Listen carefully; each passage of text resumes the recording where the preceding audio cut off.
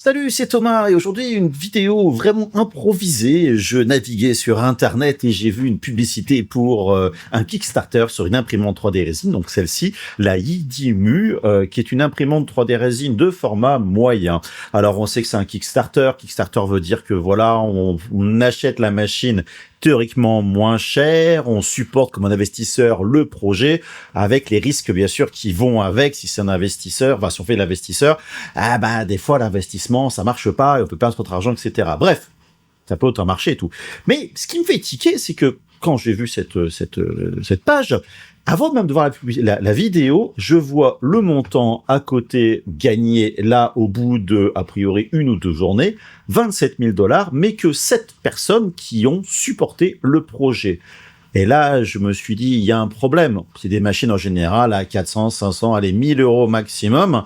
On doit être à 7 000 €, pas 27 000. Il y a un truc qui est un peu bizarre. Et donc, je me suis dit, je vais regarder ça de plus près. Ce qui fait qu'on va regarder la vidéo et après, on va commenter un petit peu tout ça et on va voir les prix et ce genre de choses. Et voilà, pas mal de trucs qui sont un petit peu bizarres. Bref, on regarde la vidéo.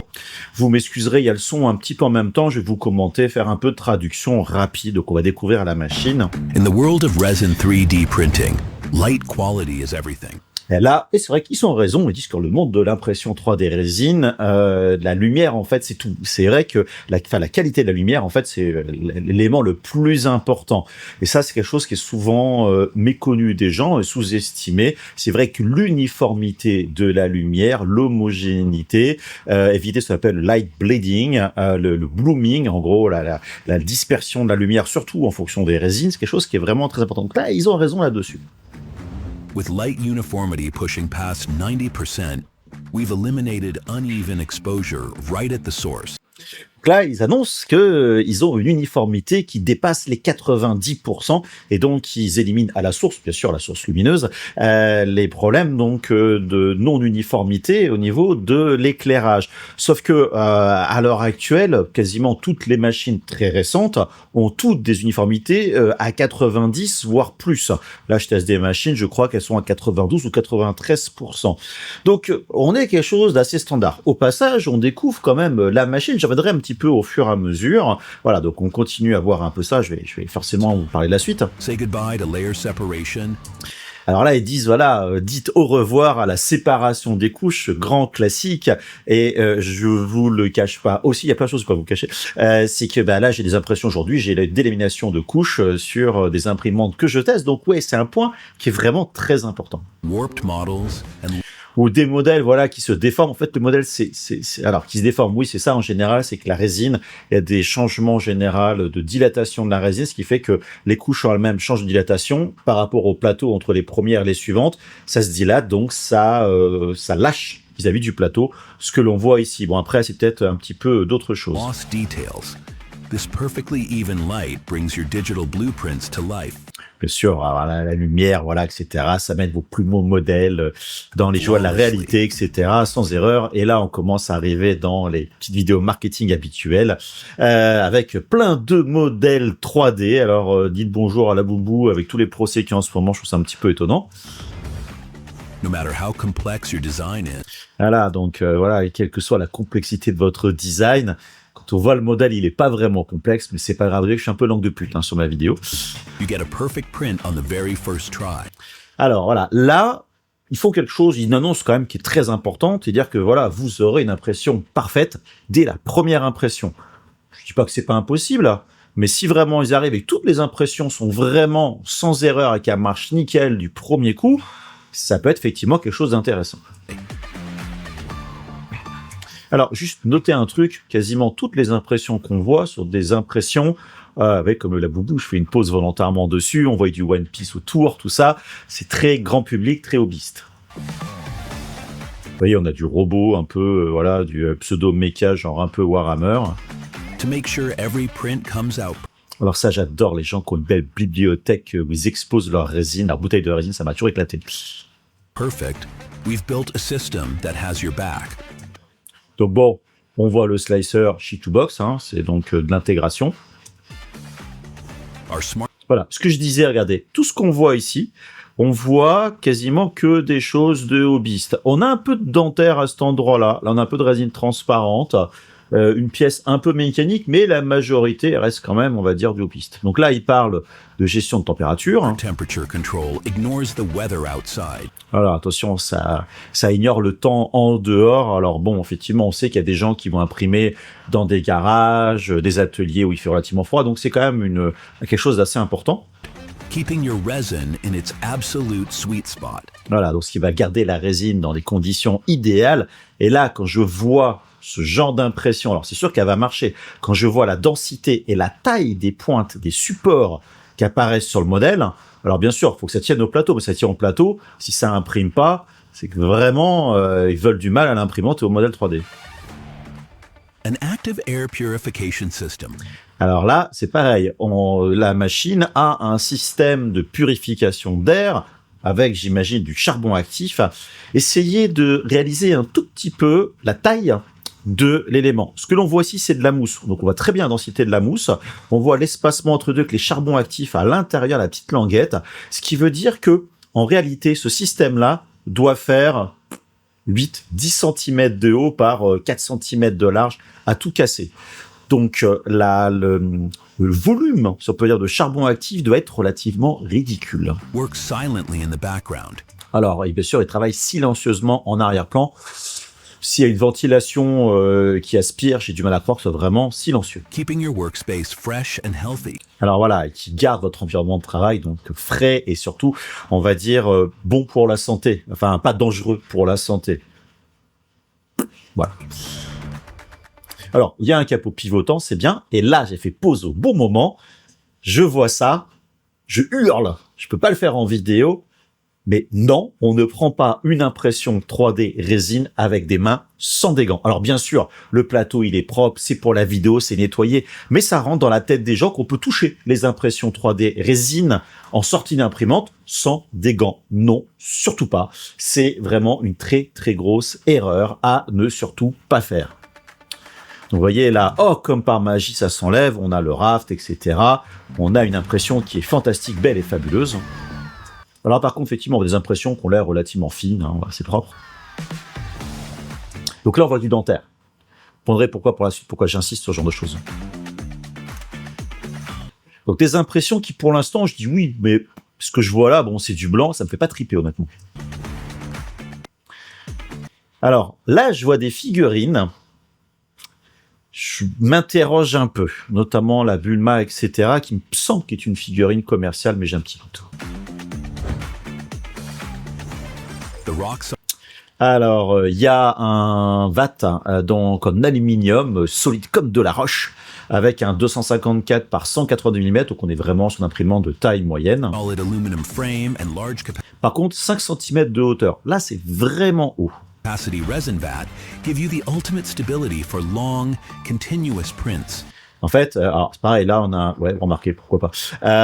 L'intérêt d'avoir un bac aussi grand, c'est de pouvoir mettre beaucoup plus de résine. Plus tard, on va le voir, je crois, et on peut annoncer mettre 2 litres de résine.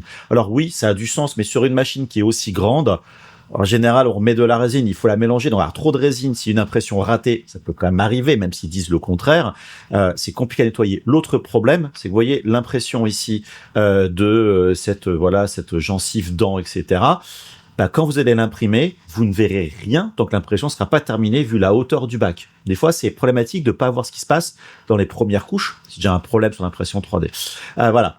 L'autre truc aussi que je trouve assez dérangeant, c'est un détail, d'accord, sur mon prototype, mais vous voyez la poignée sur le dessus ici, elle est carrément de travers. Moi, je vois un truc comme ça, je me suis dit, ça n'a pas l'air ultra qualitatif. Voilà, et donc là, ce qu'ils annoncent, déjà, on voit encore avec des doigts sanglants sans rien. C'est la comparaison, en gros, les marques concurrentes et eux. Les concurrents, on s'embête à enlever avec des spatules, etc., les impressions. Accessoirement aussi, on n'enlève pas que des spatules avec les doigts juste en face, c'est le truc à s'arracher les doigts. Et là, par contre, ce qui est très bien, il y a un système où on a une petite poignée qui est ici, qui va permettre d'envoyer des petites tiges qui vont pousser. Dans les imprimantes pas chères, vous avez la Procreate, X1, qui est un système pareil, on le fait dessus, ça l'enlève. Le problème de ces systèmes-là, c'est que c'est bien pour enlever des impressions, je peux pas dire le contraire. Mais alors pour le nettoyage, si l'impression un peu ratée, la résine qui solidifie dans les trucs, etc., c'est une vraie galère. L'autre truc aussi, là, c'est une belle impression. Le plateau, il est tout neuf, c'est tout propre. Mais regardez ici, il y a toutes les vis qui apparaissent là, le petit décalage dedans, avec les 2 litres de résine, la hauteur du bas, quand ça va plonger dedans, vous allez avoir de la résine qui va monter, a priori, jusqu'en haut ici. Alors le nettoyage du plateau, etc., ça va vraiment être compliqué. One click release, popping off your finished model is incredibly satisfying. Ouais, alors bien sûr, enlever les modèles, ça va être, mon Dieu, très agréable et très, on va dire, jouissif, si on peut dire. J'exagère un petit peu les choses. The HW High Precision Resin 3D Printer. It's more than just a tool, it's a creative partner you can completely trust. Alors oui, effectivement, j'aimerais bien que ce soit un partenaire, un collègue, on va dire, créatif, sur lequel on peut avoir pleine confiance, je vais y arriver. Mais bon, je pense si vous regardez cette vidéo, comme moi, vous connaissez l'impression 3D plus ou moins résine, vous vous y intéressez, etc. Voilà, c'est des belles annonces marketing. Ah, c'est vraiment à voir, quoi. Voilà, bref. Je reviens maintenant sur la page, un petit peu la suite. Et donc je descends un petit peu, etc. Alors il y a l'histoire, etc. Tout ça. Donc c'est une imprimante 14K, on l'a dit dessus, champignon, oh là, le châssis aluminium 100%, etc. 90%, etc. Ils disent que voilà, ça met les 77% des autres compétiteurs en moyenne, on va dire dans la poussière, tellement leur système est meilleur. Alors je vous le dis que non, toutes les machines récentes, on est plutôt dans les 90%, voire plus. Donc là, c'est pas vraiment dessus. Et voyez, c'est ce qu'ils disaient. Ils ont donc un système dynamique, voilà, pour la température. Ce que disait le bac de résine avec 2 kilos de résine dedans. C'est quand même pas mal là-dessus. Un écran de 7 pouces, il est très grand leur écran. Ça, c'est quand même agréable. L'air purifier qui était machin écologique et tout, patati patata. Bref, on descend un petit peu. On voit que ça va être envoyé a priori. Alors, en général, pas par avion, par bateau. Donc, au mois d'août. En gros, ça va arriver en septembre, octobre, novembre. Il y a une garantie d'1 an et que c'est une marque, voilà, de confiance. Yidimu, peut-être, mais moi, je vous disais, je la connaissais pas. Bref, on peut descendre, etc. On voit un peu le truc de la vidéo. Il y a vraiment rien de compliqué. Pourquoi il parle d'un Kickstarter? Parce que voilà, c'est une marque qui est très fière de son histoire, des choses, etc.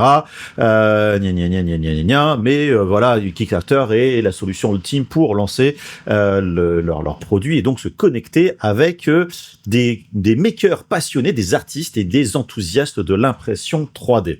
Que en plus cette imprimante, je vais y arriver, ne vous inquiétez pas. Et donc a été dirigé, guidé par la communauté, etc. Ils ont écouté avec tous les trucs, etc. Patati, patata, etc. Ils reviennent, en fait, ils répètent un peu toujours les mêmes choses, tout simplement, avec le prix en plus exclusif de lancement, avec les super bundles et tout. Et on va passer directement à la suite. Alors déjà, je m'arrête un petit peu avant. C'est pas, alors on voit que c'est Yidimu qui est une marque qui s'appelle Mac Pro. Je dis tiens, 2 projets. Je vais voir les 2 projets. C'est celui-là et un autre. C'est une batterie, dans un SSD jusqu'à 4 Tera apparemment pour téléphone portable magnétique à coller derrière. C'est quoi le rapport? Alors ils ont fait le truc et ils disent derrière, c'est une boîte d'impression 3D et tout. Bon. Voilà, c'est un petit peu bizarre. En tout cas, ils sont allés jusqu'au bout. Je sais pas du tout est-ce que ils ont pu. Voilà, apparemment, c'est que pour les backers et les commentaires. J'ai même pas regardé, donc je découvre avec vous. Voilà, apparemment, les gens ont reçu. Donc, non, je dis toujours un reçu il y a 7 jours. On dirait un scam. J'ai reçu un seul truc. Bon, voilà, bref. Je me méfie un petit peu. Et j'arrive donc maintenant sur les rewards, avant de voir la suite, où là, justement, ça répond à ma question du prix que je disais initial. Les super machins chouettes, 52% de réduction, on est à 3500 $ l'imprimante 3D. Ce qui veut dire en gros 3000 €, sans la TVA, sans les frais de port, pour une imprimante comme ça. Je dis, je comprends pas. Là, je comprends pas. L'imprimante, vous voyez tous les trucs qu'on voit ici, c'est quand même très hobbyiste. Il y a rien d'extraordinaire. Alors, ils disent leur uniformité de lumière, machin, etc. Mais c'est pas une nouveauté. Leur système pour enlever les trucs, on le voit dans d'autres machines, c'est pas une nouveauté non plus. On est à donc 3 500 $.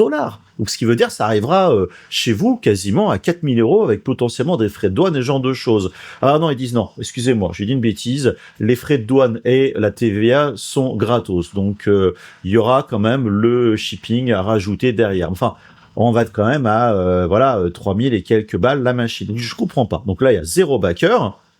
Je descends un petit peu. Alors ça là, elle est plus intéressante parce que dedans, j'ai 3 litres de résine et 3 FEP qui vont avec. Alors, normalement, si votre machine, elle fait pas d'impression ratée ni quoi que ce soit, il y a aucune raison de changer le FEP. Votre FEP peut durer très longtemps. Et d'ailleurs, j'espère que c'est pas des FEP, mais que c'est au moins du NFEP. Voilà. Donc, on arrive dessus. Là, il y a un backer. Parce que lui, il s'est pris le pack avec donc la résine, je sais même plus ce qu'ils disent, de la modeling résine. On sait même pas ce que c'est de la modeling résine. On descend un petit peu. Là, la résine est différente. J'ai un peu cherché au début. Là, c'est de la flexible élastomère en 3 litres. Pareil, il y a une personne. Je descends. Là, on a la résine photosensible. Ça veut dire quoi? Et là, attention, il y a 5 backers qui l'ont fait. Et puis le reste, il y a 0 personne. Voilà. Donc, il y a des packs pour en avoir 2, etc. Et la machine est à 50% de réduction. C'est-à-dire que la machine, elle est à 7000 boules par rapport, vous voyez, je reviens, le prix initial, 55%, on est à 8299 $ sur la machine. Voilà, je ne comprends pas. Pour moi, il n'y a aucune raison. Alors maintenant, on va voir le reste. On va finir parce qu'on va pas non plus vous retenir plus longtemps là-dessus. Il y a, ils disent un système d'éclairage qui est génial, l'uniformité. Ils répètent les mêmes trucs, mais surtout, c'est là où la révolution va se faire. C'est que là, il y a un système avec des termes très compliqués, du photocatalytique, la synthèse photocatalytique, je sais pas comment c'est, qui est révolutionnaire, qui dit que oubliez tout ce que vous savez sur l'impression couche par couche, le futur est dynamique, et ça a introduit leur nouveau système, qui n'est pas de toute façon plus rapide de faire la résine, c'est en fait un système de processus avec un éclairage avancé, à accumuler avec toute la chimie derrière, pour n'avoir aucune accumulation de layers. Je comprends pas. Le truc ici, on voit bien un système classique qui monte et qui descend. Donc, il n'y a pas de notion de continu, comme notamment les imprimantes, la marque Carbone, qui est très industrielle, avec un système vraiment continu. Là, c'est du couche par couche. Donc, il y a un principe de layer. Donc, tout le blabla qui est ici, ça veut rien dire. Donc, tous ces trucs-là, on voit le truc au fur et à mesure. Donc, ils répètent encore les mêmes choses, les températures, les machins, le truc de release, et tout ce qui va à côté, un truc industriel alors effectivement, ils disent qu'il y a un châssis aluminium, que c'est du ball screw pour le pas de vis, la vis, je dirais sans fin. Ce qui est mieux, c'est beaucoup plus stable, c'est clair que c'est beaucoup mieux. Mais je veux dire, à ce prix-là, heureusement. Mais quand vous voyez la taille de votre truc en charbon actif, ces machins-là, à 3500 $ la machine en prix Kickstarter, non, pas du tout. Alors l'écran il est plus grand, etc. J'espère qu'il est en 4K aussi, l'écran en touchscreen dans ces cas-là. Il y a de la calibration pour changer l'homogénéité de la lumière, mais c'est un truc de Shittobox que propose depuis longtemps dans ses cartes mères, que même Litchi proposait dans les premiers prototypes des cartes mères qu'on faisait il y a maintenant 7 ans. Donc et 8 ans même. Donc franchement, y a rien. Puis ils font les trucs de comparaison, où ils disent, les autres, c'est du 35 microns, 50 microns. Non, toutes les machines, elles sont en 12, 14, 16, 4 depuis longtemps maintenant. Alors, effectivement, elles sont pas toutes du ball screw, mais il y en a plein, surtout à ce prix-là, beaucoup moins cher qu'ont des ball screw. Je prends en face, par exemple, la GK3 Pro, ou même la GK3 tout court B, ball screw. Elle défonce cette machine pour une fraction du prix.